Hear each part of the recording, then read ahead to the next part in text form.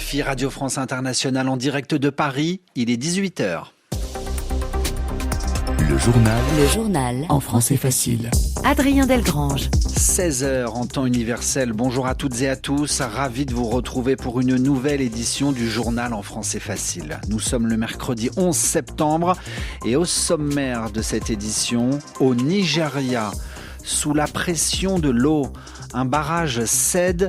Les habitants de Maïdougouri sont inondés. Il y a de nombreux morts. Retour dans ce journal sur le débat, la joute verbale qui a opposé la nuit dernière Kamala Harris à Donald Trump avec une analyse, mais aussi le rôle que peut jouer la chanteuse Taylor Swift dans cette élection américaine. Nous évoquerons par ailleurs la guerre en Ukraine. La Russie se fait menaçante si l'armée ukrainienne venait à utiliser des missiles de longue portée sur son territoire. Et puis enfin, en France, l'équipe gouvernementale autour de Michel Barnier sera connue la semaine prochaine, dit aujourd'hui le nouveau Premier ministre français. Voilà pour les titres, soyez les bienvenus. Au Nigeria, tout d'abord, la ville de Maïdougouri est sous les eaux. Les images vues du ciel sont impressionnantes. La capitale de l'état du Borno, dans l'extrême nord du pays, est inondée suite à la rupture d'un barrage provoqué par de fortes pluies. Sidi Yansané, bonsoir. Bonsoir. Il n'y a pas encore de bilan officiel concernant le nombre de morts, mais les autorités nigérianes estiment qu'au moins 200 000 habitants de la ville ont déjà dû être déplacés. Oui, et sur les réseaux sociaux, vous l'avez dit, les images montrent Maïdougouri couverte par les eaux. Seuls les toits des maisons apparaissent à la surface. En centre-ville, le marché, les écoles, l'administration sont aussi inondés.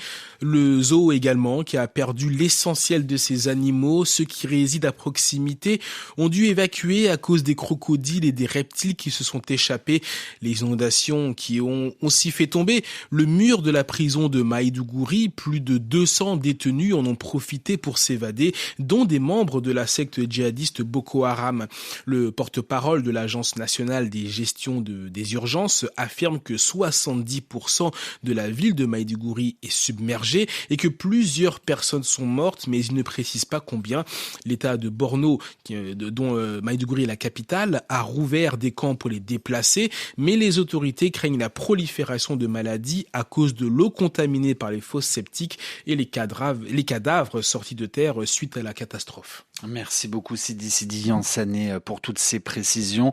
Le HCR, le Haut Commissaire aux réfugiés, évoque l'une des pires crises sanitaires probables, car ce sont des inondations que le Nigeria n'avait pas connues depuis 30 ans. Ailleurs sur la planète, en Asie, au Vietnam, la population se déplaçait aujourd'hui avec de l'eau jusqu'à la poitrine à Hanoï, où le fleuve Rouge a atteint son plus haut niveau en 20 ans à cause du typhon Yagi qui a déjà fait plus de 180 morts au Vietnam et dans les pays voisins. Cette tempête tropicale a frappé le nord du Vietnam le week-end dernier avec des rafales de vent qui ont dépassé les 150 km/h. Ce déluge de pluie a également provoqué des inondations destructrices au Laos, en Thaïlande et en Birmanie. L'actualité à présent aux États-Unis. Au lendemain d'un débat plutôt tendu entre Kamala Harris et Donald Trump, eh bien les deux candidats à la présidentielle américaine ont à nouveau aujourd'hui échangé une nouvelle poignée de main. C'était à New York à l'occasion des cérémonies du 23e anniversaire des attentats du 11 septembre 2001. Après le débat télévisé d'hier entre Kamala Harris et Donald Trump, écoutez à présent l'analyse d'Olivier Knox. Il est correspondant politique pour US News. Il était l'invité d'RFI ce matin. Et pour lui, si le débat a été plutôt favorable à Kamala Harris, il faut tout de même rester prudent. On ne sait pas encore si elle a gagné ce débat, entre guillemets. Il faudra voir les sondages dans les semaines à venir. Et puis, un bon débat n'efface pas forcément les énormes avantages politiques dont Donald Trump bénéficie. Il y a quand même encore beaucoup d'inquiétudes chez le public américain sur la baisse assez forte du pouvoir d'achat. Il y a des anxiétés sur l'immigration clandestine aux États-Unis. Et il y a un certain pessimisme à propos de l'avenir des États-Unis sous Biden.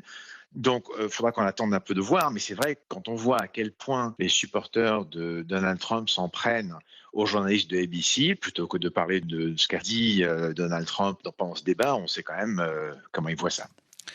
L'analyse à l'instant d'Olivier Knox. Et puis cette superstar américaine Taylor Swift qui a depuis annoncé qu'elle allait voter pour Kamala Harris le 5 novembre prochain. Alors l'annonce de la superstar était attendue, mais elle s'est tout de même répandue comme une traînée de poudre sur Internet dans une publication sur le réseau social Instagram juste après le débat entre Kamala Harris et Donald Trump. La chanteuse aux plus de 280 millions d'abonnés a annoncé soutenir la candidate démocrate qu'elle a qualifiée de douée et de solide. Alors, quelle influence peut avoir le soutien de l'une des artistes les plus connues de la planète ?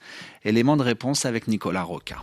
Sans inviter directement les Swifties, ces dizaines de millions de fans à voter Kamala Harris, Taylor Swift soutient pour la 3e fois le camp démocrate. Bien qu'attendu, cette annonce peut avoir une influence selon Manuel Bocquier, doctorant à l'école des hautes études en sciences sociales et spécialiste de l'histoire de la musique populaire américaine. Taylor Swift a un public tellement important, et notamment chez les jeunes, qu'elle invite justement à s'inscrire sur les listes. Et donc il peut y avoir un impact sur les inscriptions sur les listes électorales et le fait de ramener dans le camp démocrate un électorat jeune qui par ailleurs n'aurait peut-être pas voté. Et donc il peut y avoir un impact, mais c'est très difficile à mesurer. Taylor Swift, vieille fille à chat. Voici comment l'artiste a signé son message de soutien à la candidature de Kamala Harris. Une manière de rappeler ses valeurs et d'exprimer son désaccord avec les propos misogynes tenus durant la campagne par J.D. Vance, le colistier de Donald Trump. Elle a par ailleurs des prises de position de manière générale sur la défense des droits des minorités, la défense des droits des femmes, la défense du droit à l'avortement, des positions qu'elle fait connaître en dehors d'un soutien clair et net au Parti démocrate. Taylor Swift est en pleine tournée nord-américaine avec 9 dates prévues aux États-Unis dans les tout derniers jours qui précèdent l'élection présidentielle. À l'approche de l'élection présidentielle américaine, la donne politique internationale pourrait changer. Le président ukrainien, lui, maintient la pression sur l'actuelle administration Biden. Volodymyr Zelensky rappelle aujourd'hui que la victoire de l'Ukraine dans sa guerre contre la Russie dépend essentiellement du soutien américain. Si Kamala Harris l'emporte, elle devrait rester dans la continuité de la politique de Joe Biden. En revanche, si Donald Trump gagne l'élection, le soutien américain pourrait diminuer. L'autre enjeu du moment pour l'Ukraine, être autorisé à utiliser des armes de longue portée, pouvoir tirer des missiles en profondeur sur le territoire russe. Et sur ce point, Moscou prévient par la voix du porte-parole du Kremlin, Dmitri Peskov. Il y aura une réponse appropriée, mais il n'est pas nécessaire d'attendre des réponses pour tout. L'opération spéciale est déjà la réponse à toutes ces actions. Chaque décision similaire prise par l'Occident collectivement et ensuite imputée à l'Ukraine est une confirmation qu'il n'était pas indispensable, que l'opération spéciale était justifiée, nécessaire et qu'il n'y avait pas d'autre choix. L'implication des États-Unis et des pays européens dans le conflit autour de l'Ukraine est directe, immédiate. Chaque nouvelle étape augmente le degré de cette implication.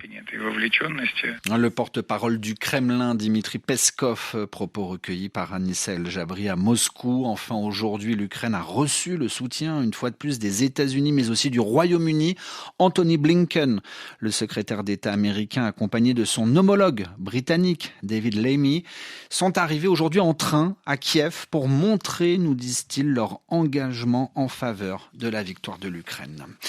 Avant de refermer ce journal, le signal de TV5 Monde au Mali est coupé depuis aujourd'hui. Les militaires au pouvoir dans le pays ont décidé de suspendre pour 3 mois la diffusion de la chaîne francophone. Il lui est reproché un manque d'équilibre dans le traitement de l'information. Et puis en France, il faudra encore attendre quelques jours avant de connaître les noms des ministres du gouvernement de Michel Barnier.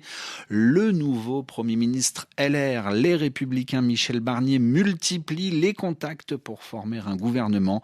Il a promis aujourd'hui de nommer sa prochaine équipe la semaine prochaine. Toutes ces informations sont à retrouver quand vous voulez sur RFI.fr. L'heure de retrouver Radio Foot International sur la Radio Mondiale.